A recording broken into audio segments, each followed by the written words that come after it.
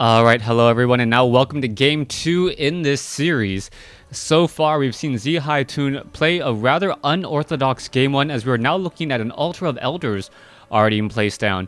And this is important to note, because in the previous game, we had seen him go for a very fast, well, double hero opening. That did not work in Game 1. We'll see what will be happening here in Game 2. And what will be happening between these players as Yumiko already rushing all the way across the map with an early militia, wanting to make sure that he does keep track of everything. Yumiko in the previous game played very well, kept a cool and level head, and essentially used his economic advantage over the tech and hero advantage of his opponent. You can see the Tree of Life now still training up more and more Wisp there. There is that Altar of Elders, and now there is that Scout Farm being placed down by Yumiko, as Yumiko knows that this game should be a much more standard game. 2-minute mark, both sides should have a hero. It looks like it will be the Warden coming out from ZiHaiTun. Meanwhile, Yumiko going to be coming out with the Archmage instead. Very standard heroes here on Terranistan. Now, Human versus Night Elf on Terranistan. This map is known for a lot of creeping.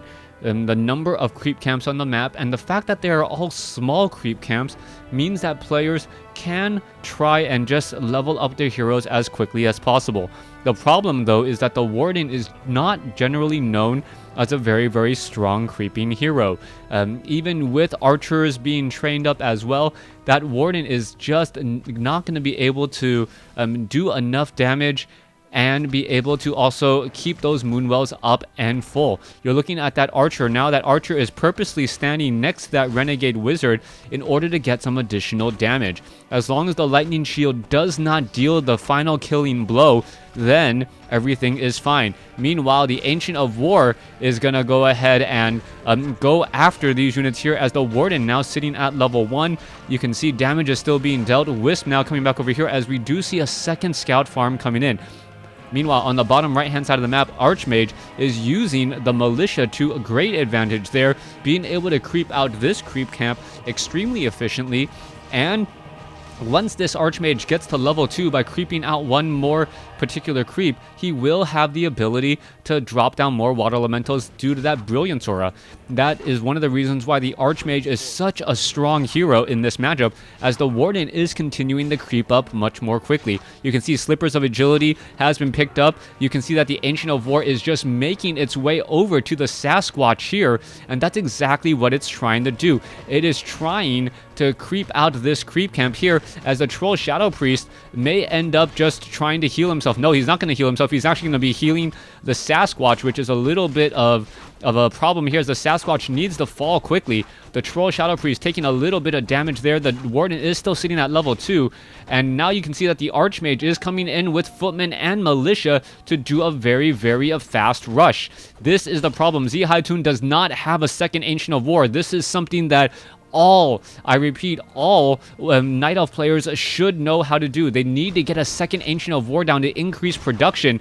Otherwise, they are very vulnerable to tower rushes, and that's exactly what we're seeing here. You can see that he only has one Archer and one Warden to combat the number of towers that are already coming into play. You can see that the peasants are now just already fighting back here, and ZiHaiTun, his number may already be up as Yumiko is coming in with the very fast rush. Alright, Warden sitting at level 2. She does have a Lightning Shield, but without another hero to cast Lightning Shield onto the Warden, this is not looking like a good fight.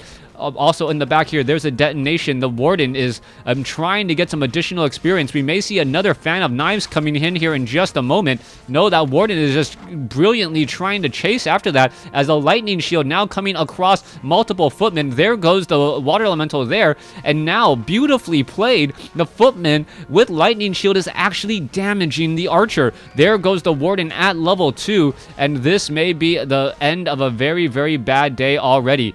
That Footman still dealing a fair bit of damage, and now that Ward, what is this?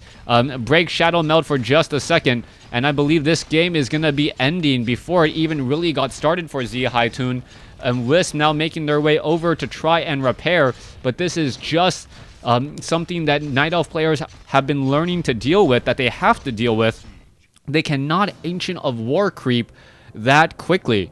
You can see that even though the Warden did have more experience, it doesn't matter. The army size, 35 to 24, and you got to remember that what was that? I believe 12 of that army, no, 14 supply of that army or 12 supply of that army was in workers. So ZiHaiTun, nothing really to show in this very, very short matchup.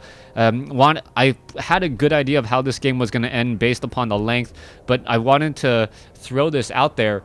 If you know that your opponent is going for Ancient of War creeping, as Yumiko did with that very early militia and setting up that scout farm, please get a second Ancient of War or an Ancient of Wonders inside your base quickly. You need that as extra DPS to fight back any sort of attack. Pull a wisp off of the gold mine and put it on lumber if you need to. Otherwise, everything is going to be going from bad to worse. Thanks for watching. Thanks for listening. Hope you guys enjoyed Game 2 in this series. I do have a bonus cast for you since all of these games are rather short. And yes, please stay tuned for the bonus cast.